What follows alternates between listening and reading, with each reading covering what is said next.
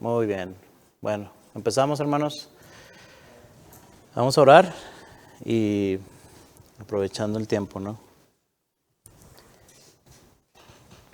Padre Celestial, te damos gracias por traernos hasta aquí, en medio de tantas actividades que tenemos cada uno de nosotros, y te damos gracias por tus cuidados. Te pedimos, Señor, de tu gracia, de tu perdón, de tu sabiduría, que nos ayudes a estar atentos a lo que estamos aprendiendo y podamos retenerlo y usarlo para tu gloria. Podamos tener firme nuestra fe a través de tu palabra, a través de todas estas cosas que estamos estudiando. Y Señor, pues gracias por estar aquí ya en esta última clase. Te pedimos que nos sigas ayudando, Señor, a poder seguir estudiando tu palabra y viviendo para ti. Te pedimos por cada uno de los que están en la clase, tanto aquí como en Zoom, que tú les bendigas a sus familias y juntos podamos aprender. Tu Espíritu Santo nos esté ministrando, todo sea para tu gloria. En Jesucristo oramos. Amén.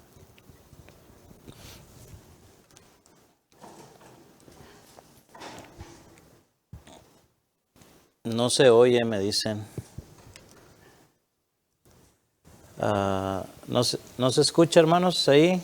¿Se escucha más? ¿No? Ustedes díganos si le subimos, le bajamos. Hermanos de Zoom. ¿Sí? ¿Sí me escuchan?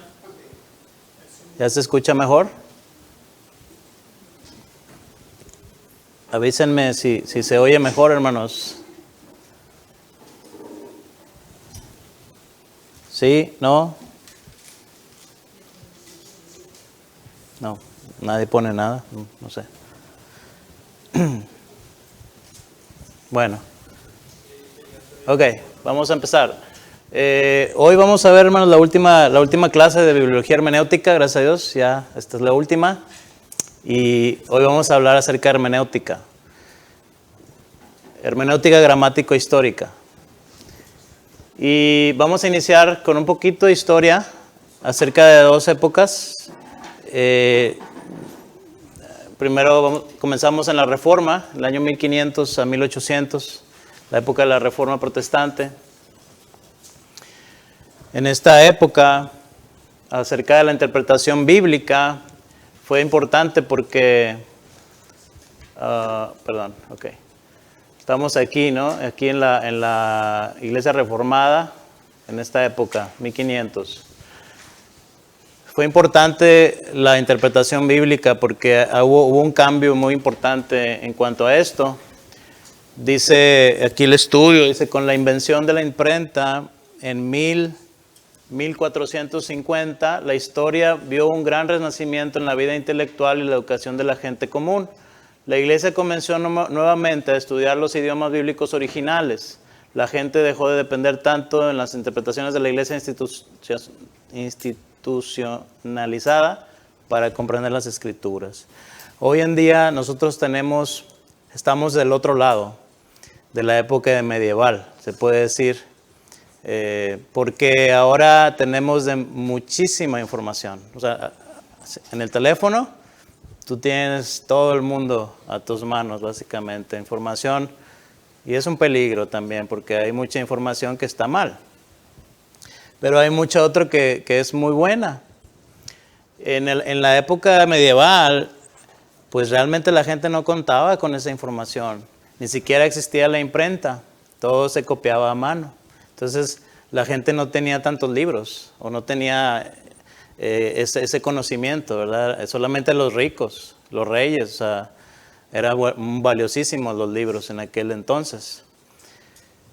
Y En esta época fue muy importante la invención de la imprenta, porque entonces ahora los libros ya eran más accesibles y la gente podía tener libros, gente que no y todavía costaba, ¿verdad? Pero ya era más accesible. Entonces esto trajo un renacimiento a la vida intelectual. O sea, la gente empezó a educarse, empezó a leer más, y eso en todo, pero hablando acerca de la palabra de Dios, empezaron más a interesarse por la palabra de Dios, porque podían tener la palabra de Dios ahora en su idioma. En la época ya de Martín Lutero, que traduce la Biblia como ya dijimos antes, y nace un deseo, ¿verdad?, por estudiar los idiomas originales de la Biblia, el griego, el hebreo. Y entonces dejaron de depender tanto en las interpretaciones de los sabios, de los que sabían, ¿verdad?, del magisterio de la Iglesia Católica. Dejaron de depender tanto de ellos, porque antes solamente era un grupito el que podía interpretar y la gente dependía de ellos, lo que dijeran ellos y ya. O sea, uno no puede estudiar la Biblia porque ni siquiera tengo Biblia. Y ellos solamente tenían esa autoridad, ¿no? Pero en este tiempo eso cambia.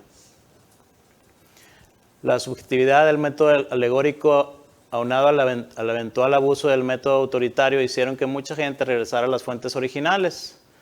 Este retorno a las fuentes trajo un resurgimiento del método literal gramático histórico de interpretación. También hizo muy evidentes los abusos de la Iglesia institucionalizada que causaron el surgimiento de la Gran Reforma. En ese tiempo se dice que surgió el humanismo, pero no sé si algunos cuando escuchan esa palabra, el humanismo, siempre decimos que es algo malo. Y sí, muchas veces es obvio que se volvió algo muy malo porque se centró en el hombre, ¿verdad?, en vez de Dios. Pero en este tiempo surge el humanismo, y lo que quiere decir es que otra vez la gente empezó a educarse, a decir, podemos estudiar por nosotros mismos la Biblia, básicamente en esta área, en este contexto de la Biblia que estoy hablando. Y empezaron a estudiar libros de Platón, de Sócrates, de Aristóteles. Entonces comenzaron a estudiar más la gente, como dije, y estudiar más la Biblia, y surgieron personas como Erasmo. Erasmo era un humanista en aquel tiempo. Erasmo era una persona muy estudiosa, y él traduce la traducción de la Biblia del griego al idioma. Entonces él comienza a estudiar más profundamente las Escrituras, Erasmo, y después, bueno, no es aquí el tema de hablar de él, pero él empieza a hacer críticas hacia la interpretación que solamente los eruditos podían hacer de la Biblia. Y empieza a criticarlos, ¿verdad?, porque se dio cuenta de que muchas cosas no estaban bien. Y bueno, Lutero y él tuvieron después eran contrincantes, ¿verdad? Pero esa es otra historia. A lo que estoy diciendo aquí es que se vuelve otra vez a las Escrituras. Hay un deseo, un anhelo por aprender a leer la Escritura, aprender a interpretar la Escritura por uno mismo, no nada más que alguien te dijera lo que significa, sino que uno mismo pudiera ir a la palabra de Dios. Eso es lo que sucedió en esta época, por eso es muy importante la Reforma. Hubo muchos cambios, ¿verdad? Y esto fue uno de los grandes cambios que sucedieron.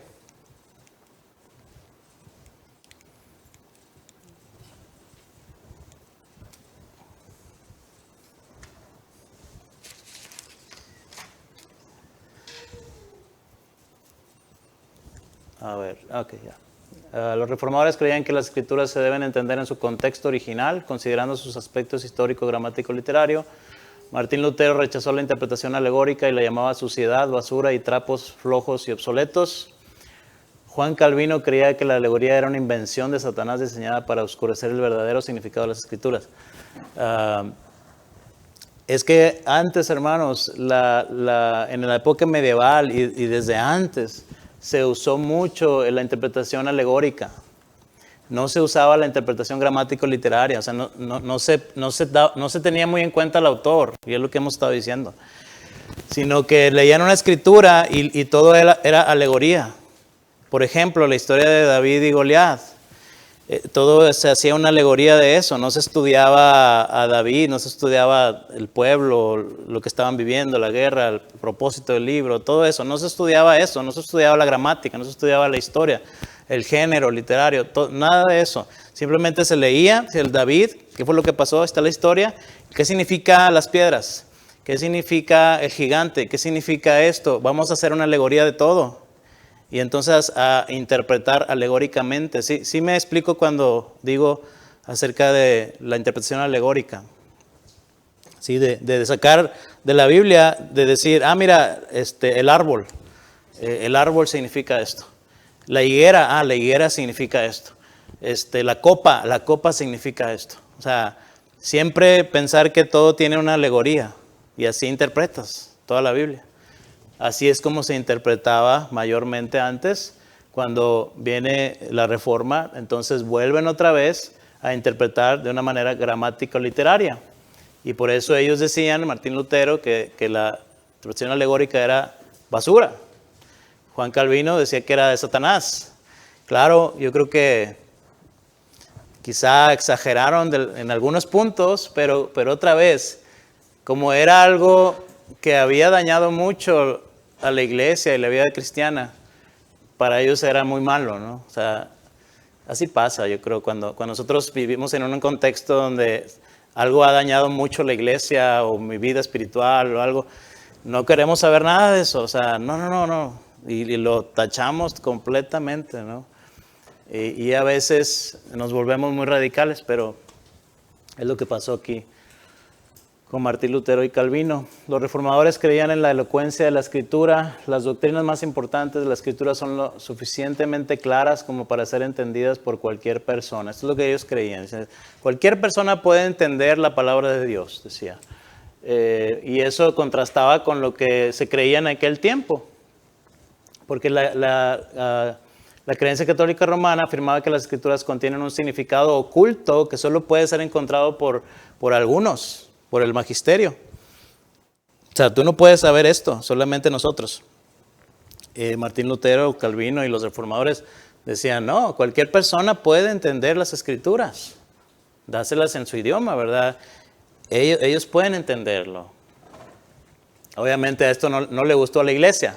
¿Por qué? Imagínense, oye, ya nos estás quitando autoridad, nos estás quitando poder.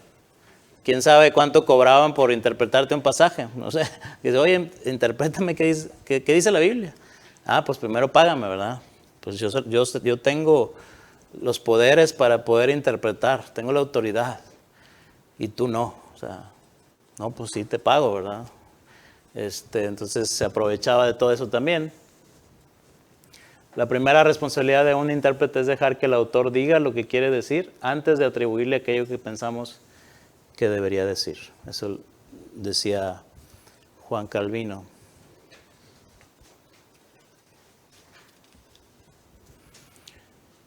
Esta es gráfica, si ustedes recuerdan, ya la hemos visto, es el método de interpretación, es la hermenéutica, básicamente, o parte de la hermenéutica. Y esto viene primero aquí, haciendo la exegética, después pasamos a la afirmación teológica y después a la homilética. Y esto es lo que queremos hacer. Cada vez que vayamos a interpretar la Biblia, un pasaje bíblico, esto es lo que tenemos que hacer. Este es el trabajo, esto es lo que llamamos siempre, hay que esforzarnos, hay que estudiar. Esto es, en una gráfica, ¿verdad? Pero esto es la tarea, por así decirlo, ¿verdad? Esto es lo que nosotros tenemos que hacer cuando vamos a interpretar un pasaje. Es tiempo, es trabajo, es estar ahí, ¿verdad? Leyendo y orando y viendo el texto y otra vez y yendo a la historia, yendo a la gramática, yendo a todas estas herramientas.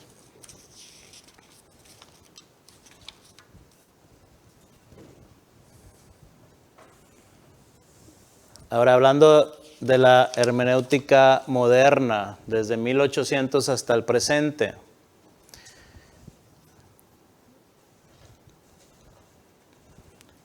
Aquí en esta parte, bueno, lo que pasó aquí, dice, el surgimiento del racionalismo hizo que la gente comenzara a poner la razón por encima de las escrituras. Ya no más las escrituras interpretan a la razón, sino que la razón interpreta las escrituras. El liberalismo y la alta crítica desafiaron la historicidad de las escrituras, el fundamento mismo de la hermenéutica gramático-histórica. O sea, ¿qué pasó? Surge el humanismo, un regreso a decir, yo puedo estudiar las escrituras, y eso fue bueno, porque hizo que ya no se dependiera de la institución, sino que podemos estudiar. Nosotros es lo que aquí decimos y enseñamos, ¿no? Aquí no enseñamos de que, ¿saben qué, hermanos? Solamente el hermano Jaime y yo podemos interpretar. Ninguno de ustedes debería de leer la Biblia, porque se van a equivocar, así que no la lean, por favor. Cuando tengan una pregunta, vengan a nosotros. ¿Qué pensarían eso? Eso es lo que decía la Iglesia Católica, ¿sí? Oh, ¿qué dice el hermano? Sí, está bien. Bueno. Pero no, siempre decimos, lean la Biblia, hermanos, interpreten la Escritura, vayan a sus casas, estudien. El Espíritu Santo es su maestro. Adelante, o sea, háganlo. De hecho, Dios nos ordena hacerlo. Y es lo que nosotros predicamos aquí. Y eso fue bueno porque así eso sucedió, comenzó otra vez a resurgir en la Reforma. Pero luego, después, en los años 1800, cuando viene el liberalismo, se va a un extremo. Y ahora dice, no, ya no necesitamos a nadie, ni al Espíritu Santo, ni a nadie. O sea, ya nosotros podemos, la mente es más poderosa y lo que dice la Biblia realmente mucho está mal. Ya nos dimos cuenta, ¿verdad? No cabe en mi razón muchos textos, sobre todo los milagros. Decían, no, esto no es razonable, esto no lo voy a creer, esto sí. Y entonces ya tu mente, tu razón estaba por encima de la Escritura. Y eso es lo que sucedió. Y entonces surge el liberalismo, desafiaron la historia de las Escrituras y obviamente pierde valor la hermenéutica para ellos. Algunos se refugiaron en el fundamentalismo, ya hemos dicho esto, el cual devaluaba la responsabilidad humana en la composición de las Escrituras. Muchos se unieron a los liberales, mientras que otros intentaron encontrar a Cristo, no en las propias Escrituras, sino en un encuentro subjetivo con Él durante la lectura de las mismas. Esto se le llamó neoortodoxia. Esto sentó las bases para el subjetivismo radical de la hermenéutica posmoderna de nuestros días, en la cual las Escrituras poseen el significado que el lector desee que posea, respuesta del lector. O sea, este ataque, esto que surgió del humanismo radical, del liberalismo, en las iglesias, fue de tal manera que la interpretación ahora se hizo muy subjetiva. Entonces ya es que lo que Dios me diga a mí, o sea, como encuentro en la palabra algo que Dios me está diciendo a mí y entonces esa es la interpretación. Pero no me voy mucho a estudiar el autor, el contexto, nada de eso, no. Yo aquí en este pasaje Dios me está hablando a mí y esto es lo que Él me está diciendo y entonces vas y se lo dices a todo el mundo, ¿verdad? Y mucho pasa en nuestros días, ¿verdad? Los famosos apóstoles, falsos maestros, falsos profetas, dicen muchas cosas y no estudian el texto, pero simplemente es algo que sintieron que Dios les llamó a decir y ahí está en la Biblia. Bueno, eso es.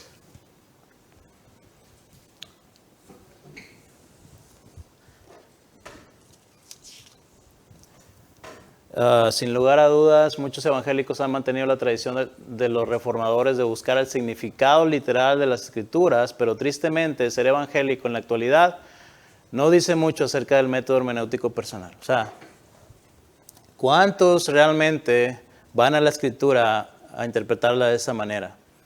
Si ustedes, en su experiencia, ¿cuántos realmente hacen esto? ¿Y cuántos simplemente agarran un pasaje sin importar lo que dice el contexto, sin importar la gramática, sin importar la historia? Nada de eso. Simplemente diciendo, esto Dios me está diciendo. Y esto es lo que significa el texto.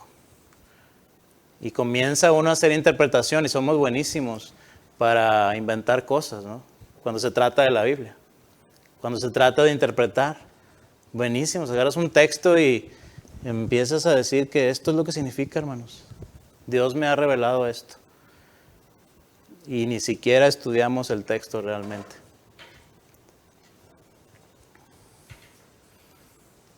Vislumbres hermenéuticos obtenidos de la historia de la iglesia. Antes de ahí, ¿alguna pregunta, hermanos? ¿Algún comentario que tengan? Yo conozco a hermanos que están en esa situación en algunas congregaciones. Platicaba este hermano que él no podía enseñar ni decir nada en la iglesia como maestro, sino que tenía que el pastor decirle a todos lo que iban a enseñar. O sea, dependía del pastor, de lo que él dijera que iban a decir, y lo que ellos no podían estudiar la Biblia, no podían ellos traer alguna enseñanza de parte de Dios por medio de Dios. No, ellos dependían o dependen todavía del pastor, si no van al estudio del pastor, ellos no pueden enseñar. O sea, ahorita en el siglo XXI, estamos hablando del siglo XXI. Si el pastor no dice, Si el pastor no enseña, ellos no pueden hacer. hacer. O sea, pondremos como ejemplo. Sí. Ellos no tienen, le decía el hermano, pero el Espíritu Santo ahora lo tenemos, es el que nos revela su palabra, nos enseña. Sí. Dice, sí, pero ahí no podemos hacer eso. Sí, no es algo del pasado. O sea, sigue habiendo todo eso. Ok, entonces vamos a ver esta parte. Dice, cuando se cree firmemente en la inspiración, el docetismo bíblico, esto es, el menosprecio del humano en favor de lo divino, se convierte en un factor importante. Cuando la inspiración es menospreciada, la exégesis sin principios ni aplicación se convierte en la norma. Esto es lo que está diciendo aquí, es la importancia de la inspiración, de creer que la Biblia es inspirada por Dios. ¿Sí? Si no creemos eso, la interpretación va a ser también errónea, ¿verdad? La única hermenéutica consistente y confiable es aquella que considera el valor simple y llano del texto, buscando la intención del autor en el contexto histórico y gramático. Esto es lo que estamos enseñando, hermanos. Esto es lo que creemos que es lo correcto. Esto es lo que estamos diciendo, fíjense bien. ¿Cuánta gente dice, pues eso tú lo interpretas a tu manera, ¿verdad? Pero cada quien lo interpreta a su manera. ¿Cuántas veces han escuchado eso? Que dicen, es que la Biblia dice eso. Bueno, tú crees que dice eso porque tú lo estás interpretando así, pero cada quien lo interpreta como quiere. Eso muchas veces lo hemos escuchado. Lo que estamos diciendo aquí es que existe un método de interpretación que es correcto, que le llamamos la hermenéutica gramático-histórica. Es lo que estamos diciendo, que existe una manera, un método para poder estudiar la palabra y tener una interpretación correcta. ¿Sí? Eso es lo que estoy diciendo aquí. Y si alguien dice, bueno, eso es lo que tú piensas. Bueno, eso es lo que estoy aquí argumentando. Y ahora si al final como quiera dice, bueno, pues eso es lo que tú crees. Pero yo creo otra cosa. Ok, está bien. Digo, así puede haber mucha gente. Pero estamos viendo el por qué también estamos diciendo eso. La interpretación alegórica debe ser rechazada porque es totalmente subjetiva, carece de lineamientos hermenéuticos por los cuales la interpretación puede ser evaluada. Ahora, esto es casi imposible, no interpretar alegóricamente, casi es imposible porque muchas veces vamos a entrar en cuestiones alegóricas. Y no estoy diciendo que no exista una alegoría en ciertos pasajes bíblicos, sino que debemos de ir a la hermenéutica antes de la alegoría. O sea, no debemos de hacerla a un lado. Se debe de respetar la regla de la fe. ¿Qué es esto? Básicamente, cuando yo hago una interpretación bíblica, yo tengo que ir a comentarios o tengo que ir a otros hermanos, quizá otras predicaciones de ese texto Y entonces respetar que el Espíritu Santo está obrando a través de la iglesia en diferentes hermanos, ¿verdad? Y si yo tengo una interpretación diferente a todos los demás, pues tengo que tener cuidado, porque quizá yo estoy mal. Esa es la regla de la fe. Esa es una de las cosas que debemos de considerar cuando estamos interpretando. Las escrituras se deben interpretar en función de Cristo, es decir, debe ser una hermenéutica cristocéntrica. O sea, lo que estamos interpretando tiene que hablar de Cristo. De alguna manera nos tiene que llevar a Cristo, porque toda la Biblia habla de Cristo. Y si nosotros no, en nuestra interpretación no está Cristo ahí, tenemos que tener cuidado. Entonces el enfoque, Dios, hombre, Dios y Dios, hombre. Entonces tenemos aquí solamente Dios, dominada por la búsqueda de un segundo significado más profundo. La interpretación con Dios resulta en la interpretación correcta, totalmente subjetiva, espiritual, alegorización, letrismo. O sea, esta parte de aquí no es lo que estamos enseñando. Decir que la Biblia solamente es inspirada por Dios en el sentido de que Él ignoró al ser humano, entonces yo ignoro al autor, yo ignoro todo el contexto, toda la historia, no me importa nada de eso, lo único que me importa es que Dios lo inspiró. Y yo voy al texto pensando, Dios lo inspiró, esto es de Dios y es para mí y es todo. No me importa si lo escribió David, si lo escribió, y dónde lo escribió, qué estaba haciendo, qué estaba pasando, no, eso no importa. Lo que importa es que viene de Dios. Esto no es lo que estamos enseñando porque esto se vuelve muy subjetivo, ¿sí? Solamente es que Dios me dijo y esto es lo que creo que está diciendo aquí. Y eso nos puede llevar a muchos errores. ¿Cuánta gente, cuántas sectas no han salido de esa manera? ¿Sí? Entonces no es correcto. Ni lo otro tampoco. Dice, no encuentra otro significado que no sea el histórico. La interacción con el texto resulta en la interpretación correcta, sí.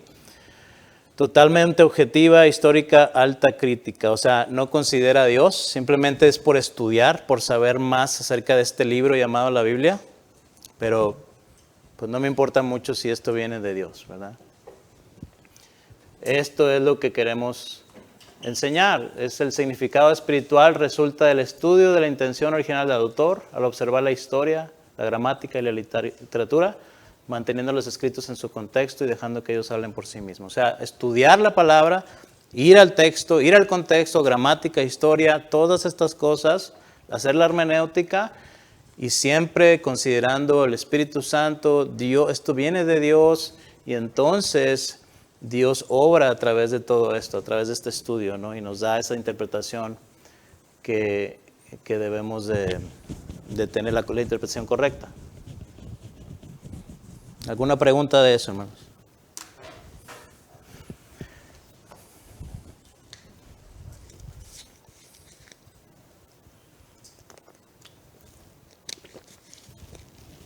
Me dicen si hay algo que quieren comentar o alguna pregunta. Quizá voy un poquito rápido, no sé.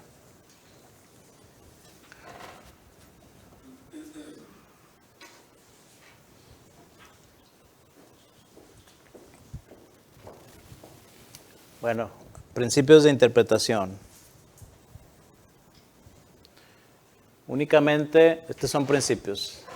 Únicamente los cristianos pueden verdaderamente entender y explicar el texto con la guía del Espíritu Santo. Eso es importante. Solamente una persona que es creyente puede entender e interpretar correctamente el texto. ¿Por qué? Porque el Espíritu Santo nos guía. ¿Dónde dice eso? 1 Corintios 2, 14 y 16. El que no tiene el Espíritu no acepta lo que procede del Espíritu de Dios, pues para él es locura. No puede entenderlo porque hay que discernirlo espiritualmente. En cambio, el que es espiritual lo juzga todo porque él mismo no está sujeto al juicio de nadie, porque ¿quién ha conocido la mente del Señor para que pueda instruirlo? Mas nosotros tenemos la mente de Cristo. Una persona no creyente, no importa que sepa más que tú de la Biblia, no puede entender e interpretar el texto porque no tiene la guía del Espíritu Santo.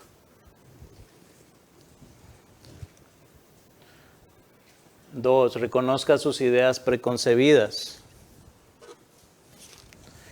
Todos tenemos ideas preconcebidas al momento de interpretar.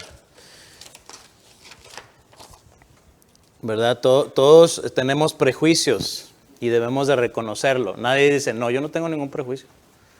Tenemos que decir, sí, yo tengo ideas ya preconcebidas, voy al texto con mis ideas y tengo que reconocerlo. Tengo que reconocerlo para entonces decir, ok, esto debo tener cuidado porque quizá me estoy dejando influir por mi pensamiento, por mi idea, por lo que a lo mejor aprendí de alguien o una experiencia. Porque todos tenemos cierta teología, una tradición religiosa, nuestra cultura, la historia familiar, de la clase social, etnicidad, pecaminosidad, eventos mundiales. Todo esto influye al momento de yo interpretar la Biblia. Mi trasfondo emocional, ¿verdad? ¿Cómo me siento en ese momento cuando estoy interpretando la Biblia? ¿Cómo me siento? ¿Qué me ha pasado? ¿Cuál es mi experiencia? ¿Cuál es mi educación? Todo eso va a influir también al interpretar. Y tenemos que considerarlo y tener cuidado. Por ejemplo, eventos que han pasado, ¿verdad? Si pasa un tsunami, un terremoto, lo de septiembre 11, ¿verdad? Todas esas cosas sucede y la gente puede decir, eso fue muy malo, eso fue maligno, ¿verdad? Y interpretas de una manera porque tú lo viste, tú lo viviste, tú estás de este lado, pero hay gente en el Medio Oriente que dijeron todo lo contrario. Eso fue algo de Dios, eso fue muy bueno, gracias Dios, porque has derrotado el imperio del mal. Y todos estaban felices, ¿verdad? Porque había pasado esto, porque estaban viviendo en otro contexto. Sus ideas preconcebidas eran muy diferentes a las ideas de los que estaban en New York. O sea, completamente otro mundo. Si hubieras nacido allá, o sea, entonces hubiera sido completamente diferente, ¿no? Entonces, eso es lo que estamos hablando, ¿verdad? Cómo todas estas cosas a nuestro alrededor nos van a influir el momento de interpretar la Biblia. Como la teología de la liberación, ¿no? Que normalmente los afroamericanos adoptan y siempre enfatizan como que ponen en el lugar del pueblo de Israel, ¿verdad? Que estaban en la esclavitud, porque se relaciona, ¿no? Con esa experiencia, pero malinterpretan la escritura, ¿no? Sí, porque tienen ese trasfondo histórico, ¿verdad? Esa experiencia. Y eso va a influir en el momento de interpretar la escritura. Entonces tenemos que hacer a un lado muchas cosas. No digo que todo es malo, simplemente tenemos que tener cuidado y que eso no influya el momento de interpretar, entonces demos una mala interpretación.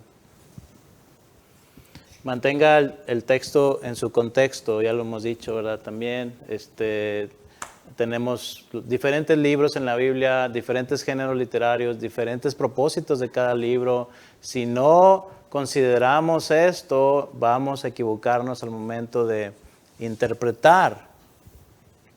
Tenemos en narrativas en Génesis, ¿verdad? Y el propósito es una historia teológica del pueblo de Israel. Tenemos que considerar el pueblo de Israel. Uno no puede estudiar Génesis y no considerar el pueblo de Israel. Decir, no, Israel no importa. Vamos a estudiar Génesis, pero Israel, ¿qué importa Israel? No puedes hacer eso. Porque habla de Israel, habla de este pueblo. La profecía, ¿verdad? En todos estos libros hablan de Israel también. Las epístolas son cartas didácticas a las iglesias, a los pastores. Tenemos que considerar estas cosas también. El texto apocalíptico, por ejemplo, tenemos en Apocalipsis habla de la copa de la ira de Dios. ¿Cuántas copas eran? 7 copas, ¿verdad? Los 7 sellos, todo eso. Si nosotros ignoramos el texto, el género literario apocalíptico, ¿qué podríamos decir nosotros? Bueno, son copas. ¿Qué está diciendo? Son copas de oro, ¿verdad? De verdad, o sea, sí, literalmente copas. Pero ¿qué está usando ahí el autor? Porque sabemos que es algo apocalíptico, es un género literario diferente, está usando una cierta alegoría, está usando un cierto simbolismo, ¿verdad? No necesariamente quiere decir que es una copa literal así, sino que es un símbolo. Entonces tenemos que entender de dónde sacó eso, ¿verdad? Y así. Pero si leemos lo mismo y en algún texto por acá narrativo dice la copa del rey, ¿no? Y que decimos, mira, es que la copa del rey, dice, ese es un símbolo, ¿verdad? No, esa es la copa del rey, o sea, es una copa, ¿verdad? Tomó vino de ahí. ¿Por qué? ¿Qué me dice que uno es literario y qué me dice que el otro es simbólico? El género literario, ¿sí? Uno es narrativo y el otro es apocalíptico. Si yo ignoro eso, ¿qué va a pasar? Ya nada más ahí ya me equivoqué, ¿sí? Entonces, de esto estamos hablando en la hermenéutica gramático-histórica. Mantenga el texto en su contexto intencional. El propósito de los libros, por ejemplo,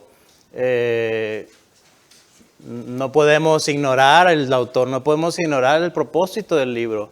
Si estamos estudiando Juan, tenemos que entender cuál es el propósito. Y lo dice ahí. Dice Jesús hizo muchas otras señales milagrosas en presencia de sus discípulos, las cuales no están aquí. Y luego dice, pero estas se han escrito para que ustedes crean que Jesús es el Cristo, el Hijo de Dios, y para que al creer en su nombre tengan vida. Este texto me ayuda porque me dice para qué escribió Juan este evangelio. ¿Para qué lo escribió? Ahí está. Ese es el propósito. Yo tengo que considerarlo cuando voy a interpretar. Proverbios 1, 2 al 6. ¿Para qué tenemos proverbios? Bueno, tengo que considerar para qué son. Dice, para adquirir sabiduría y disciplina, para discernir palabras de inteligencia. Y sigue, ¿verdad? Para eso son los proverbios. Es un propósito. Romanos, dice, ¿por qué escribió Romanos?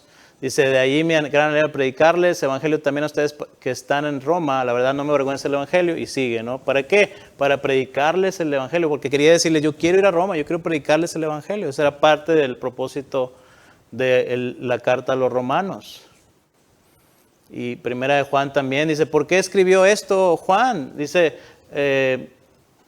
para que sepan que tienen vida eterna, es decir, para que tengan seguridad de salvación. Y debo de considerar eso también.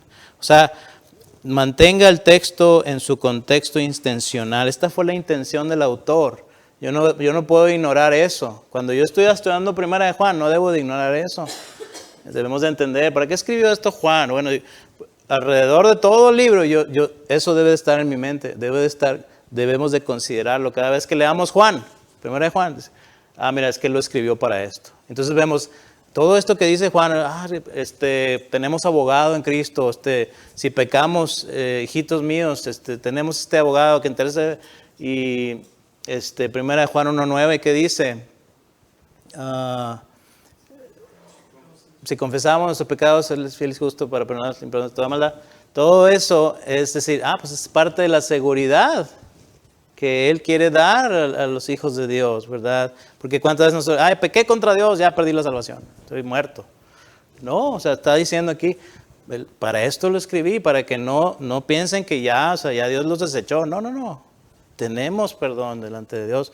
Podemos arrepentirnos, puede haber limpieza y otra vez, ¿verdad? Seguimos adelante. Y eso es lo que estamos hablando con el contexto. Mantenga el texto dentro de su contexto gramatical. El otro era de la intención del autor. Este es del contexto gramatical, ¿no? Y aquí, por ejemplo, tenemos las palabras. En nuestras Biblias tenemos ¿qué? Palabras. Luego tenemos oraciones, que son varias palabritas. Y luego tenemos párrafos. La perícope. ¿Alguien sabe qué es la perícope? La perícope es cuando en tus Biblias dice un título, el ciego Bartimeo, o la parábola del sembrador, y dice arriba, ¿no? Y luego viene todo ese texto. Bueno, esa es la perícopa, todo eso es la perícopa. Tenemos el libro entero, obviamente, y tenemos todo el Nuevo Testamento, todo el Antiguo Testamento. Entonces tenemos que mantener nuestro texto dentro de su contexto gramatical. Nosotros leemos una palabra y no puedo yo nada más agarrar la palabra y decir, voy a interpretar esa palabra. Espérate, o sea, lee la oración, lee el párrafo, o sea, de qué está hablando, ¿verdad? Para yo poder interpretarla bien. Si yo digo casa, ¿qué ustedes dirían que quiero decir con eso, con esa palabra? Casa.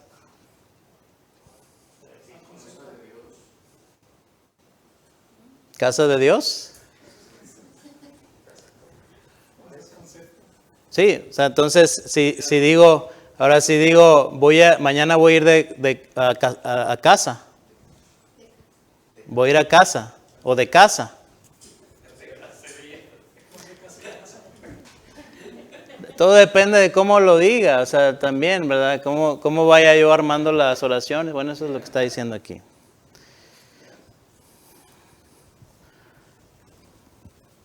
Mantenga el texto en su contexto histórico. El autor, quién escribió el libro, cuándo lo escribió, a quién se lo escribió, por qué. Todo eso, ya lo hemos dicho, ¿verdad? Mantenga el texto en su contexto cultural, político, geográfico, dietético, legal, económico, militar. Todo eso es importante cuando estamos estudiando la Biblia. Por ejemplo, en los evangelios dice que Jesús subió a Jerusalén o subió de Jerusalén. Y uno dice, ¿cómo subió de Jerusalén? Bueno, si te vas a la geografía, dices, bueno, Jerusalén, ¿qué era? Era un lugar que estaba en alto. O sea, cuando fuimos allá, que íbamos a Jerusalén, cuando fuimos el año pasado, gran parte del camino fue así, pendientes, o sea, subiendo y subiendo y subiendo. Y yo decía, con razón dice la Biblia, ¿verdad? Porque es un lugar alto, o sea, en alto, ¿verdad? Y luego cuando fuimos al Mar Muerto, era lo contrario, o sea, estabas pero bajísimo, o sea, a niveles del mar menor, o sea, estaba en el mar del Mar Muerto, pero está muy, muy bajo. Y eso es importante, ¿no? Cuando estamos leyendo la Escritura. Mantenga el texto en su contexto estilístico. Bueno, Juan, cómo escribía Juan, cómo escribía Pablo, Santiago, David. Era muy apasionado David, muy emocional. Lucas muy, muy detallista. Todas estas cosas son importantes, ¿verdad? Su revelación, ¿verdad? Adán, por ejemplo, sabía menos de lo que sabía Mateo, Pablo, Juan. O sea, en el sentido de revelación, ¿verdad? Tenemos a Abraham, Moisés. O sea, tenemos que ver que la revelación fue progresiva. La comprensión teológica. Por eso es que decimos que al estar estudiando el Antiguo Testamento debemos de ver también el Nuevo Testamento para ver cómo se entiende lo que están diciendo ahí. Mateo, ¿verdad? Dice, de Egipto llamé a mi hijo, dice un pasaje, y él está hablando de Cristo. Pero luego cuando vas al texto, que está en Oseas, me parece, te das cuenta que está hablando de Israel. Y entonces, ¿cómo que está? Bueno, es que Mateo tenía más revelación. Esto está hablando de Cristo ahora. Él está interpretando ese pasaje, inspirado por el Espíritu Santo, y diciendo, esto es Cristo. Aquí se refiere a Cristo, ¿no? Y así encontramos, ¿verdad? La Virgen que habla en Isaías, ¿verdad? Isaías, que es 9:6. La Virgen concebirá, bueno, habla de una virgen, ¿verdad? En Isaías. Pero realmente la palabra ahí no es virgen, quiere decir una doncella, o sea, una mujer joven. Pero Mateo entonces dice que ese pasaje de Isaías hablaba de Cristo y se refiere a la Virgen. Entonces nuestras Biblias dicen virgen en Isaías. ¿Pero por qué? Porque Mateo está interpretando esto y dándole más revelación y está hablando de Cristo. Pero en aquel entonces no era tan claro, ¿sí? Porque ni siquiera decía virgen, la palabra original. Pero acá cuando tradujeron la Biblia, pues obviamente ahora tenemos más revelación, entonces el traductor a lo mejor vio Mateo, mira, Mateo dice que es una virgen, pero acá dice doncella, pues ponle virgen acá, ¿verdad? Porque Mateo sabe más, o sea, se le ha revelado la palabra de Dios, ¿verdad? Lista de falacias hermenéuticas comunes. Falacias es algo que creemos que es verdad, pero es mentira. Es una falacia. Falacia de las ideas preconcebidas. Creer que puedes interpretar el texto con absoluta objetividad. Esa es una falacia. Tenemos prejuicios, o sea, todos tenemos prejuicios, que dijimos, ¿no? Y eso va a influir en nuestra interpretación. Entonces tenemos que tener cuidado con eso. Falacia incidental, leer textos históricos incidentales como prescriptivos en vez de como descriptivos. ¿Qué es esto? ¿Qué es prescriptivo? ¿Qué es descriptivo? Prescriptivo es información que se proporciona para proveer al lector de principios que debe aplicar a su vida diaria, ¿sí? Prescriptivo. O sea, son principios que estos debemos de aplicar. La Biblia tiene información prescriptiva, ¿sí? Es decir, cosas que debemos de aplicar, pero también hay información descriptiva. ¿Y qué es esto? Bueno, es material que describe la forma en la que algo se llevó a cabo, pero que no busca necesariamente motivar al lector a realizar la misma acción. En la Biblia leemos, por ejemplo, acerca de incesto. Leemos esclavitud, ¿verdad? Todas estas cosas que están en la Biblia, pero no son prescriptivas. O sea, no puedes decir, la Biblia dice esto, pues hay que hacerlo. No, es descriptivo. No es que tengas que hacerlo, no. No está describiendo cómo sucedió. Y hay eventos que vienen en la Biblia que la gente dice, es que la Biblia es un libro muy sádico, hay cosas muy feas. Pero no te está diciendo que lo hagas. Te está describiendo cómo sucedieron las cosas. Entonces tienes que entender, ¿verdad?, estas cosas, diferenciarlo al momento también de interpretar. Imagínense que yo interprete la Biblia y en lugar de que piense que es descriptivo, en realidad estoy pensando que es prescriptivo eso que dice. Entonces si la Biblia dice que Salomón tuvo 1000 esposas y Abraham tuvo, ¿cuántas esposas? No, una. Y varios, ¿verdad? Tuvieron varias esposas. David tuvo varias esposas. Digo, mira, la Biblia dice que puedo tener varias esposas, ¿verdad? Pues, ¿qué importa? Salomón, ¿verdad? Entonces, ¿pero qué es? ¿Es prescriptivo o descriptivo? Descriptivo, ¿verdad? Falacia del oscuro, construir la teología a partir de un material oscuro. O sea, hay pasajes de la Biblia o enseñanzas en la Biblia que son difíciles de entender. Uno de ellos, por ejemplo, el milenio. ¿Alguien ha escuchado acerca de los 1000 años? ¿Sí? La Biblia que enseña acerca de eso. Bueno, hay diferentes posturas en eso. Hay quienes dicen, no, sí, va a haber 1000 años, ¿verdad? Cristo va a reinar en 1000 años y Satanás va a estar encadenado y todas estas cosas, ¿no?, que están en la Biblia. Pero es algo que es difícil de entender, porque no todos los pasajes nos llevan ahí.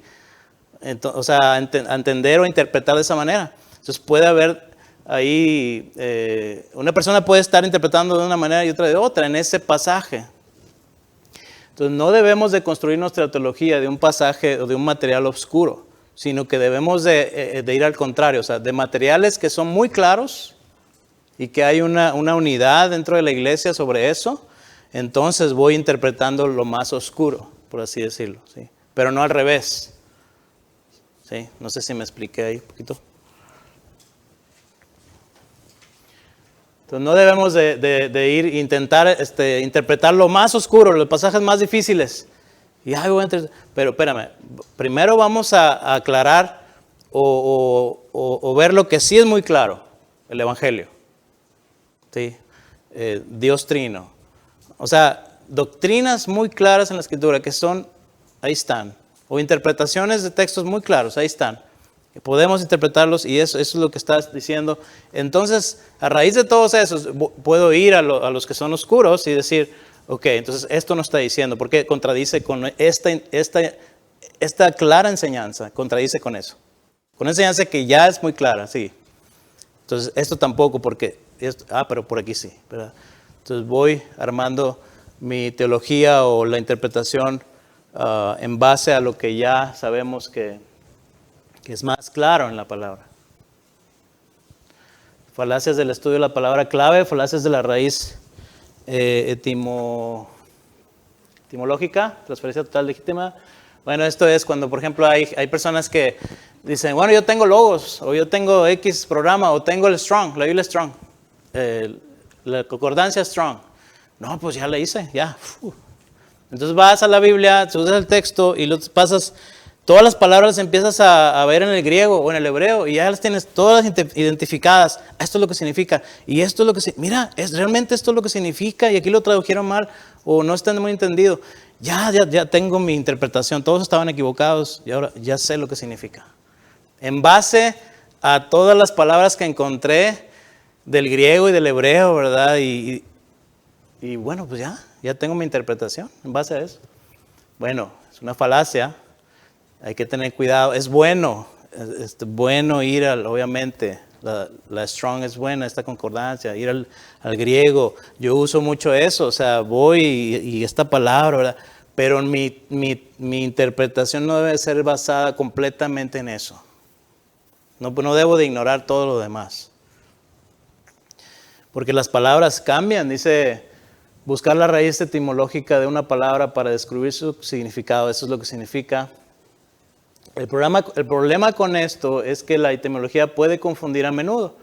Por ejemplo, en butterfly, mariposa, de la palabra inglesa tomada de butter, mantequilla, y fly, mosca, un estudio etimológico de esa palabra confunde el uso actual, ¿sí? O sea, las palabras cambian, tenemos que tener cuidado con eso. Se puede decir lo mismo de la palabra goodbye, adiós, que se toma del anglosajón, Dios esté con usted. Cuando alguien dice adiós, no significa necesariamente que está bendiciendo a otra persona, ¿verdad? Porque ya eso no significa ahora. Hay gente atea que dice adiós, pero no te está diciendo obviamente que Dios te bendiga. Ya significa otra cosa. Antes sí, quizás sí se usaba, pero ya no. Entonces tenemos que tener cuidado. Es una buena herramienta, pero no hay que, ¿cómo se dice? Malgastarla o usarla así siempre en todo. Y esto es mi herramienta que siempre uso y así interpreto yo la Biblia, ¿no? No, tenemos que considerar otras cosas.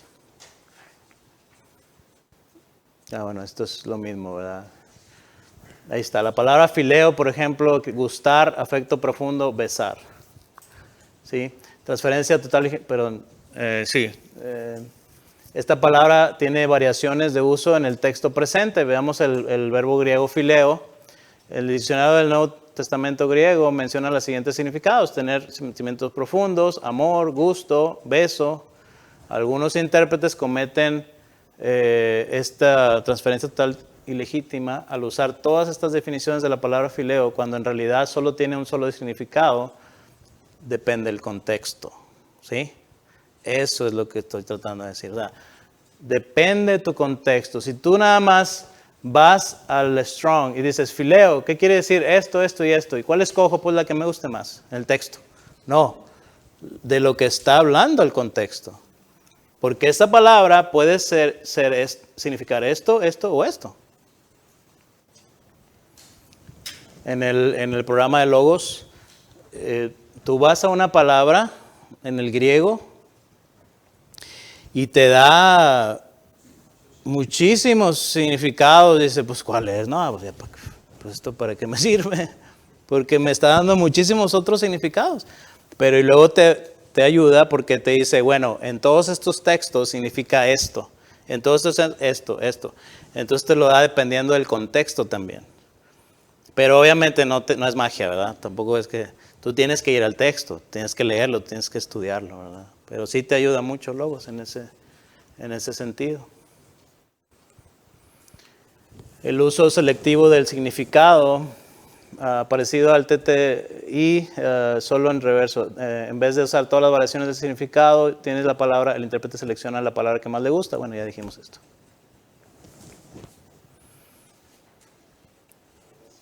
Falacia eisegética, ya lo hemos dicho también, es cuando tienes una idea, dice, la Biblia dice esto, y yo lo voy a encontrar. Yo creo que esto dice, y vas y lo encuentras, lo inventas, ¿verdad? Dice, aquí dice este texto, mira, pero no dice eso. Lo que pasa es que tú estás metiendo tus ideas a la Biblia para que torcerle el brazo, por así decirlo, y que diga lo que tú quieras. Ajá. Y eso, o sea, hay gente que buenísima para eso, ¿verdad? Falacia de la independencia y la casualidad. Hay gente también que creen que dicen, no, yo no necesito estudiar nada, yo no necesito a nadie, yo no necesito ningún comentario, solamente tengo el Espíritu. ¿Qué más necesito? El Espíritu de Dios es todo, no necesito nada. Es una falacia. Porque el Espíritu Santo nos ha dado, dice, de maestros para capacitar a la iglesia. Y si tenemos concordancias, buenas concordancias, escritos por maestros que han sido preparados por Dios para la edificación de la iglesia, entonces yo honro al Espíritu Santo. Yo digo, es al revés, o sea, decir, el Espíritu Santo me ha dado esto también. Sí, diferente. También la falacia cuando se toma un pasaje implícito, ¿no? Explícito. Eso tomamos un pasaje implícito que puede implicar una cosa o puede implicar otra, ¿no? No está clara, no está explícitamente definido y puede uno tomar un lado, puede tomar el otro y a veces se forman hasta doctrinas, ¿no? De un pasaje que es implícito, pero no está explícitamente definido. Sí. Sí, hay muchas otras, no pusimos aquí más falacias, ¿verdad? Pero creo que hay más que pudiéramos pensar. Dice aquí el pastor Joe desde el púlpito, dice, queridos amigos, imagínense que yo vengo, Pastor Tony, queridos amigos, tengo un mensaje para ustedes de la palabra de Dios. Les aseguro que no he consultado ningún comentario, léxico o los supuestos teólogos o cualquier otra fuente externa que pudiera estar llena de contradicciones infundadas. He confiado solamente en el Espíritu Santo al interpretar las Escrituras. Por lo tanto, estén seguros que el mensaje que tengo para ustedes hoy es de Dios. ¿Qué les parecería si yo vengo y les digo eso? ¿Cuál Dios? O sea, ¿qué quiere decir esto? Todos los comentarios, todo eso es me estorba para interpretar. Yo por eso no tengo nada de eso. No, solamente Dios y yo y la palabra, es todo.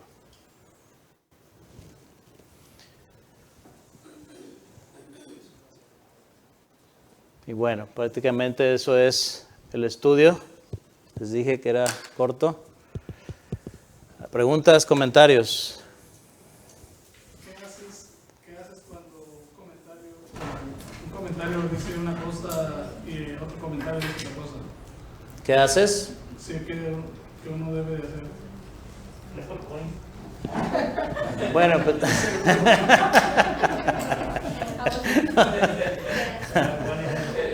no,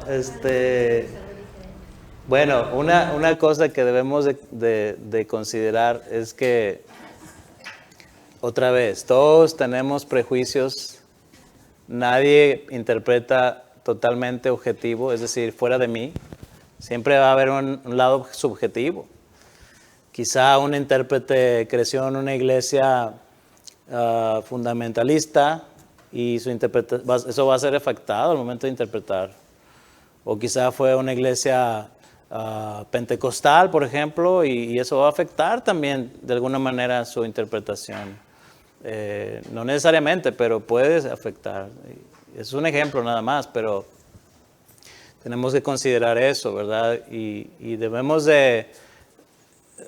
nos ayuda a ver, a mí me ayuda, por ejemplo, ver diferentes interpretaciones.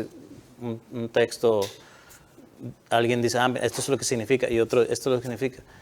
Y varían, no mucho, pero hay una variación en un punto, ¿verdad? Y en ciertas cosas. Y yo digo, bueno, es tan importante como para yo ahí quedarme, ¿verdad? Y digo, bueno, quizá no. O si digo sí, entonces tengo que seguir leyendo el texto, tengo que seguir orando, tengo que seguir buscando más. O sea, no pensemos que X comentarista es la eminencia, ¿verdad? Y lo que diga él, eso es, o sea, ya. No. Tenemos que entender que por un lado, Dios los ha capacitado y pueden ser de gran bendición, pero por otro lado, pudiera ser que está en un error, en un punto, ¿verdad? Entonces tenemos que seguir estudiando, ¿verdad? Y seguir viendo. Ahora hay interpretaciones que sí son muy difíciles. Por ejemplo, el texto que compartía hace poco, bueno, ya no hace poco, pero acerca de 1 Corintios, donde habla acerca de que aquellos que se bautizan por los muertos, decía Pablo. Uno dice, ¿cuál es la interpretación de eso? Entonces vas y buscas comentarios y hay 40 diferentes interpretaciones de ese texto. Pues, ¿qué haces? Que en ese momento yo dije, hermanos, aquí no hay para qué meternos en líos. ¿Por qué? Nadie sabe qué significa eso. Y tenemos que entender que a veces vamos a toparnos con cosas que dices, no sé, no sabemos. Quizá cuando estemos allá con el Señor, ¿verdad? Ahora, ¿es algo esencial, importante para el contexto, para lo que está diciendo Pablo? Realmente no. Realmente no. O sea, no estaba enseñando una doctrina, no está enseñando algo así, pero eso lo vamos, ¿cómo lo puedo saber? Bueno, estudiando el texto, el contexto, el propósito, la esencia de lo que está diciendo Pablo, todo eso es estudiar.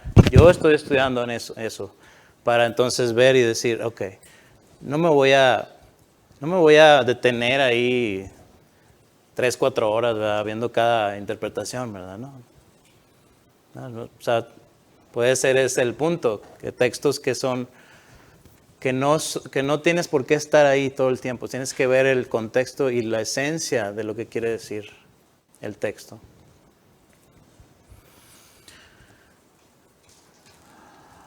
El tema que se está tratando, ¿no? Porque van a variar en asuntos que no son esenciales, ¿no? Ajá. Por ejemplo, si es un comentario de un pentecostés o un bautista, pues sí, van a variar en asuntos secundarios, uh-huh, pero en lo esencial van a estar de acuerdo, pero varían en las cosas no esenciales. sí. Ahí es donde hay que ver el pasaje que se está estudiando. Sí, también eso, ¿verdad? También ver lo esencial y lo no esencial, ¿verdad? Hasta cierto punto, pues tenemos que ver que hay diferencias en diferentes denominaciones, puede haber cierta diferencia. Les quería poner aquí un ejemplo, todavía tenemos un poco de tiempo.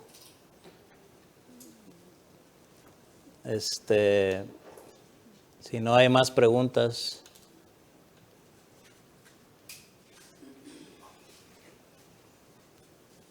Tengo varios. Está, por ejemplo,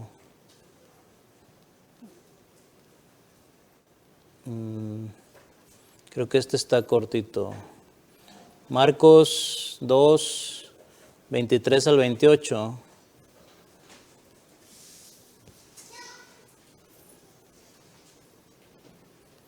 Te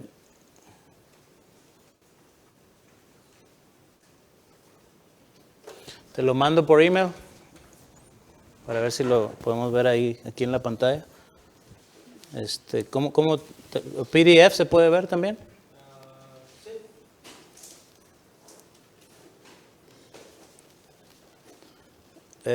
¿Tu email, hermano? El Calvario. Sí. El Calvario. Bautista el Calvario.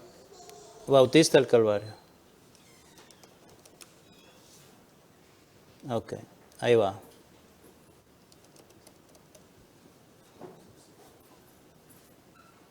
Ahí está. ¿Qué dice Mateo 2, 23 al 28? Aconteció que al pasar él por los sembrados un día de reposo, sus discípulos andaban... Perdón, me equivoqué, disculpa. Marcos 2, 23 al 28. Ah, sí, perdón. Es que no tenía aquí la Biblia.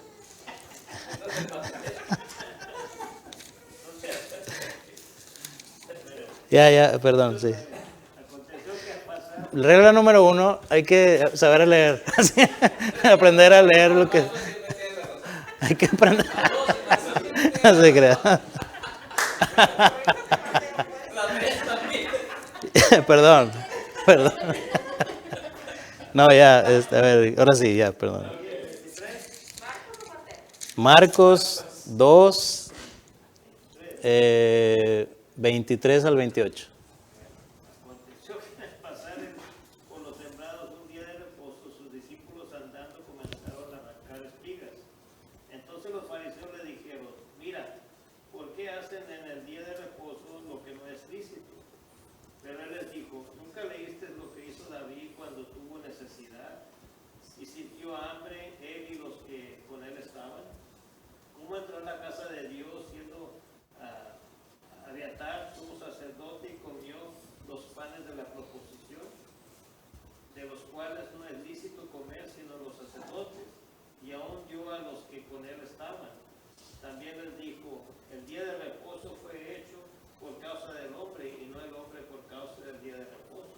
Por tanto, el Hijo del Hombre es Señor aún del día de reposo. Ahí está. Bien. No sé si se vea, no se alcanza a ver. Se tendría que poner en el, a lo mejor agregándolo ahí, como una imagen. O sea, ahí a la misma diapositiva, ¿no? Pero bueno, entonces, una manera de interpretar, una de las maneras que podemos hacerlo, y yo uso mucho esto, es hacer 6 preguntas o 6, no lo traje, pero, bueno, no sé si se vea por ahí, pero hacer 6 preguntas, o yo lo que hago ya nada más es, pongo ahí, no la pregunta, pero el tema. Por ejemplo, primero, esto es nada más la estructura del pasaje. Entonces, estudiamos cómo el autor ha organizado el texto. Es una de las primeras cosas que debemos de ver. Y para eso tenemos que leer el texto. Y luego tenemos que ver cómo está estructurado el texto y nos ayuda a poner versículos.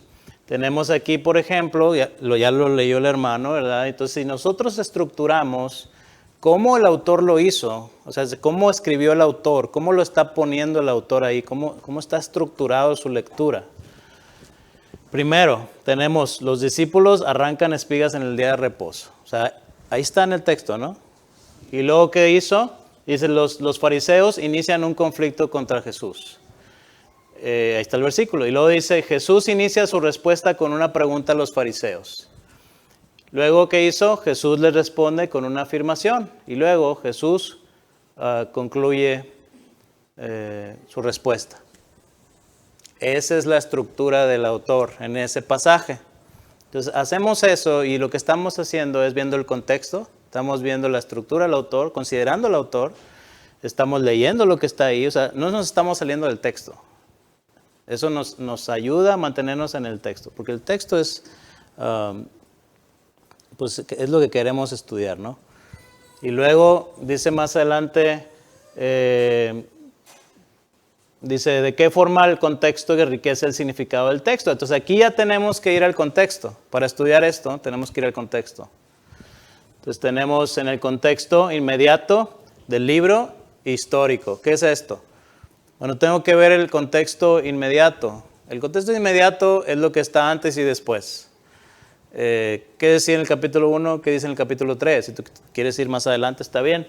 Bueno, en el inmediato, ¿qué está pasando? El conflicto entre Jesús y los fariseos crecía. Y más bien que los fariseos cada vez más atacaban a Jesús y que Jesús siempre trataba la palabra de Dios y contestaba con sabiduría, ¿verdad? Contestaba con la palabra de Dios, con sabiduría. Eso es lo que hacía Jesús. Eso es lo que está pasando en ese contexto cuando leemos. En todo el libro de Marcos vemos el enfoque que Marcos presenta quiere presentar a Jesucristo. Marcos nos quiere presentar quién es Jesucristo, ¿verdad? Para eso yo tengo que estudiar, tengo que leer el libro. Tengo que ir a materiales, por ejemplo, de introducción al Nuevo Testamento que nos ayuda, ¿verdad? Hay materiales que nos van a ayudar. Y luego el contexto histórico es de toda la Biblia. ¿Cómo me ayuda a conocer toda la Biblia en este texto? Dice, nos ayuda para conocer la historia que Jesús habla acerca de David y acerca del día de reposo y acerca de la ley escrita en la palabra de Dios y no lo que decían los fariseos. De esa manera sabemos que los fariseos estaban torciendo las escrituras. O sea, si yo conozco la escritura en el Antiguo Testamento, yo voy a saber que realmente aquí los que estaban mal eran los fariseos. Pero ahí es donde me ayuda a conocer toda la escritura al momento de querer interpretar ese texto. Luego, el tercero dice, ¿cuál es la idea central del autor en ese texto? ¿Cuál es la idea central? ¿Qué es lo que el autor nos quiere enseñar? En una oración, ¿cómo pondríamos eso, verdad? Entonces vamos a la escritura, para eso tenemos que encontrar la idea central. Y eso se requiere leer el texto. Y hay métodos, por ejemplo, para encontrar la idea central en una narrativa, en una poesía, en un discurso, en una carta. Hay maneras para poder encontrar lo que el autor quería darnos a entender ahí. ¿Qué quería enseñarnos? Lo esencial, ¿verdad? Eso es bien importante cuando vamos a estudiar el texto. Lo que querías enseñar ahí dice, Jesús es dueño de todo, aún del día de reposo. Eso básicamente, si nosotros decimos, ¿cuál es el pasaje central? ¿Cuál es el versículo central en todos esos que leímos, ¿no? 28. ¿Sí? Ahora, llegar ahí es parte del estudio. Luego después dice, ¿cuáles son algunas formas en las que se relaciona el Evangelio? Lo anticipa. O sea, siempre debemos de pensar en el Evangelio. ¿Qué nos dice del Evangelio en este texto? ¿Qué nos dice? El Hijo del Hombre es Señor. Lo conectaríamos con varios pasajes que nos hablan de la encarnación de Jesús y su exaltación como el Salvador del mundo. Y luego el argumento principal del sermón. Ahora esto es para preparar sermones, ¿verdad? Pero también aplica al momento de estudiar la palabra, aun cuando no vas a predicar. Porque aquí tu argumento principal quiere decir cómo lo vas a aplicar a tu vida. Porque la enseñanza primaria es, ¿qué cosa? En el 3. ¿Qué decía en el 3? Jesús es dueño de todo. Esto es lo que nos está enseñando estos pasajes. Aún del día de reposo. O sea, el día de reposo no manda al Señor. O sea, no sé, es al revés. Dios es dueño de todo. Esa es la enseñanza que nos trae ahí. Si pudiéramos resumirla, ¿verdad? ¿Y cómo lo aplicamos? ¿Cuál es nuestra aplicación? Jesús es Señor aún sobre lo más sagrado para ti. ¿Qué es lo más sagrado para tu vida ahorita en este momento? Bueno, Jesús es dueño de eso aún. Sí, eso yo lo aplico en mi vida. Entonces dice, bueno, para creyentes, hacerlos pensar y examinarse si realmente Jesús es su Señor y no simplemente tener como Señor las cosas religiosas. Para no creyentes, Jesús Señor aún sobre tu reposo material. Bueno, esto es una aplicación más homilética, más pastoral, ¿verdad? Pero esa es una manera de poder llegar a una estructura, es el inicio de esto. Esto es lo que le llaman la exégesis, esta parte. Y luego viene más trabajo, ¿verdad? Ya la interpretación más profunda. Pero lo único que estoy tratando de hacer con esto es decirle, hay varios métodos. Esto es uno. Yo uso mucho esta manera. Pero también otra cosa, hermanos, ¿por qué creen que muchos dicen, la hermenéutica? No, gracias. No, yo prefiero el Espíritu Santo que me revele todo, ¿verdad? Y ya, eso se oye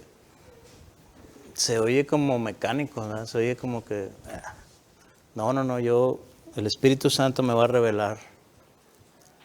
Y ya. ¿Verdad? Y no estudio, ¿por qué? Porque es más fácil, ¿verdad? Más fácil, en lugar de estar ahí 20 horas, ¿verdad? Más fácil, ¿eh? O más, ¿verdad? 30, 40, 50 horas estar ahí, ¿verdad?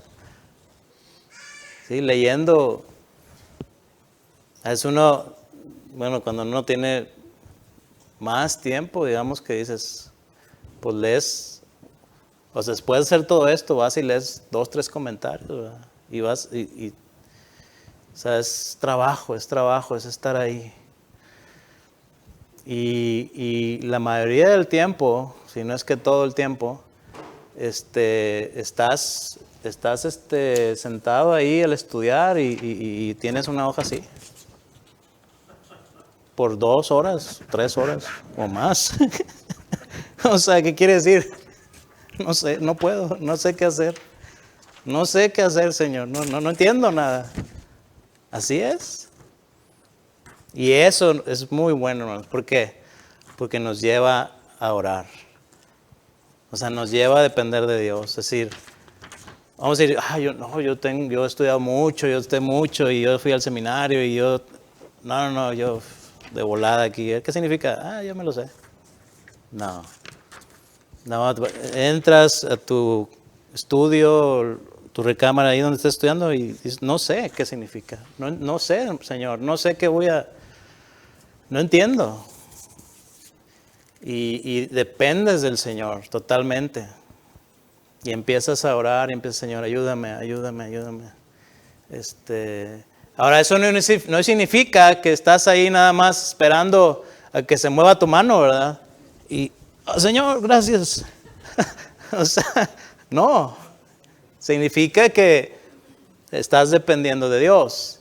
Aún cuando dices, yo tengo que estudiar, yo tengo que ir a los libros, yo tengo que hacer esto, yo tengo que leer la Biblia, pero dependes de Dios a través de todo ese proceso.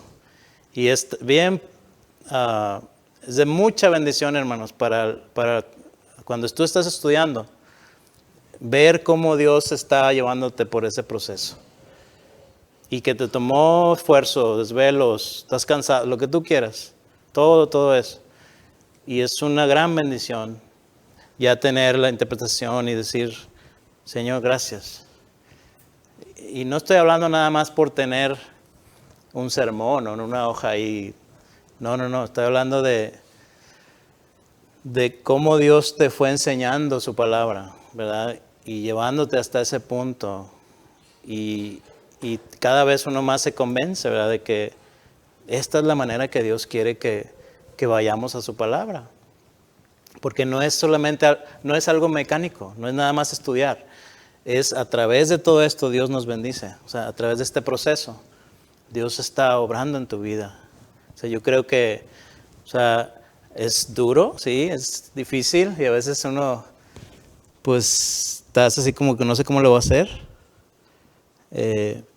Pero siempre, hermano, y usted seguramente también está de acuerdo, siempre llega el domingo, hablamos de predicación, ¿verdad? Pero es igual, aunque no estés predicando, es estudiar la Biblia. Y dice, gracias, Señor. Yo no sabía ni cómo iba a llegar aquí. Es más, yo dije, se me hace que hoy no voy a poder. y estás ahí y dices, Señor, tú lo hiciste, tú me has llevado ahí, o sea, y es una bendición. Siempre, cada vez así pasa. Cada vez, muy seguido, uno dice, no sé si le pasa muy seguido, hermano, todo el tiempo, pero no sé qué voy a hacer. Y luego, ahí está, ¿verdad? O sea, Dios quiere llevarnos a través de ese proceso. Ese proceso, hermano, nos hace humildes, experimentamos muchas cosas, nos enseña muchas cosas. Y si no lo estás haciendo, esto es la conclusión, te estás perdiendo de mucho. O sea, y no solamente hablo por conocer la Biblia, por saber cuál es la voluntad de Dios, pero el experimentar la presencia de Dios a través de todo esto, te estás perdiendo de mucho. Entonces, les animo, ¿verdad? Esta es la última clase. Les animo a que apliquen estas cosas, que lo hagan, que lean la Biblia, que estudien la palabra para ustedes, para su familia, para los que no son creyentes, para la iglesia, ¿verdad? Eso sería todo. Nada más quería también decirles, hablé con Carlos Astorga. me decía que este jueves que viene él pudiera hacer una videoconferencia. Si están dispuestos, a las 7. Si no, pues puede ser otro día, o ustedes díganme. No sé cómo se sientan.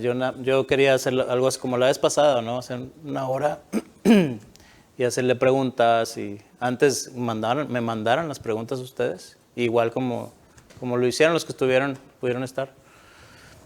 ¿Qué les parece? ¿El jueves a las 7 o otro día? Yo le comento. Él me dijo que él puede el jueves.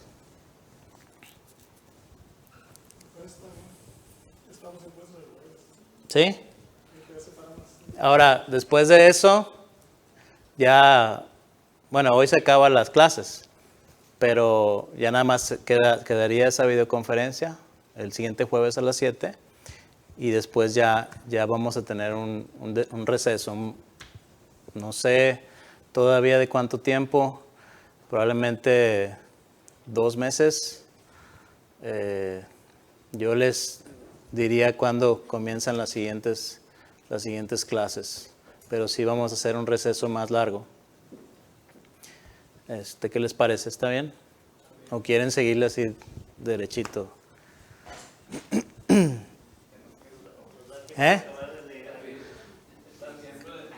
Porque si le quieren seguir derecho, entonces le cedo el lugar al hermano Jaime, que puede darle la clase. Jaime Junior. Dice, ¿what? Bueno, entonces vamos a orar, hermanos, y gracias al Señor por llevarnos hasta esta última clase. Espero que realmente haya sido bendición. Gracias al hermano Jaime, que nos ayudó todas estas clases. Sí, fue de gran bendición también. Ya está ahí grabado, ya todas las clases están ahí. Podemos compartirlas o parte de la iglesia, están en la página de YouTube de la iglesia. Úsenlas, ¿verdad? Compártanlas a alguien o ustedes véanlas otra vez. Es una bendición también eso. Oramos. Padre Celestial, te damos gracias por tu fidelidad, Señor, en esta clase, porque tú nos has permitido terminar. Y, Señor, ayúdanos a valorar todo lo que nos has permitido aprender. Ayúdanos, Señor, también a estar listos para las siguientes clases, si es tu voluntad. Y que mientras tanto podamos crecer como tus hijos e hijas, Señor, que podamos crecer en tu palabra, leerla, estudiarla, practicarla. Ayúdanos a ser humildes, Señor, y depender todo el tiempo de ti. Gracias, Señor, por tu palabra. Gracias porque nos has dado tantas cosas y nos sigues enseñando. Sabemos que es una responsabilidad y queremos servirte, llevar a cabo la obra, y esto que hemos aprendido es porque tú nos has permitido para que podamos enseñarlo a otros, podamos usarlo para nuestra santificación también. Y, Señor, recibe la gloria en todo lo que hemos hecho en esta clase, y a través de estos videos que van a estar ahí en internet, pues también, Señor, tú recibe la gloria y úsalo para tu plan, que más gente pueda verlo. No sabemos quién pudiera estar viéndolo en algún otro lugar, que sea de gran bendición, Señor, todo esto que hemos hecho para ti, en nombre de Cristo. Amén.